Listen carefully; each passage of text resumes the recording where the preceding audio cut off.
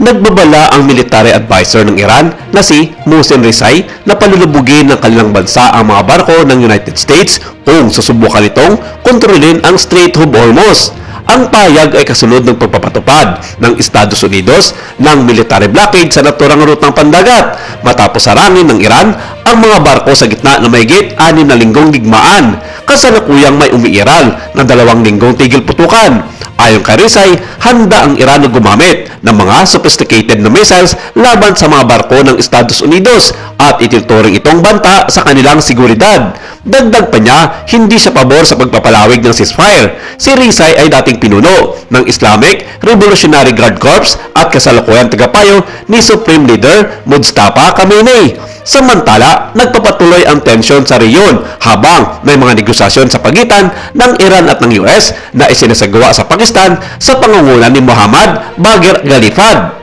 Dagdag pa rito, inihayag din ni US President Donald Trump ang pagkasundo ng Israel at Lebanese sa isang 10 araw na tigil putukan. Bagamat wala pang kumpirmasyon kung sang-ayon dito ang grupong Hezbollah na suportado ng bansang Iran.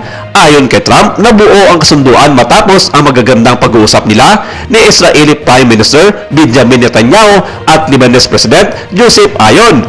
Naganap ito 2 araw matapos magsagawa ng peace talk ang Israel at Lebanon sa Washington. Sinabi ni Trump sa kanyang Truth social media account na nagkasundo ang 2 leader na formal na magsimula ang tigil putukan alas 5 ng hapon oras sa Amerika bilang hakbang tungo sa kapayapaan sa pagitan ng kanilang mga bansa. Inatasan din umano ni Trump sina US Vice President J.D. Vance, Secretary of State na si Marco Rubio at isang mataas na opisyal ng militar na si Dan Kane na makipagtulungan sa 2 bansa upang makamit ang pamatalagalan na kapayapaan sa bansa.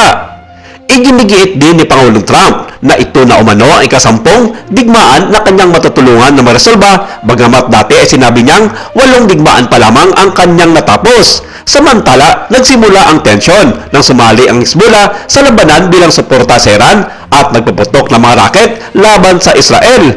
Mula noon, mahigit 2 mga katao na ang nasawi sa Lebanon dahil sa mga pag-atake ng Israel at higit 1 milyong residente ang napilitang lumikas. Pinasok na rin ng Israeli ground forces ang katimugang bahagi ng bansang Lebanon.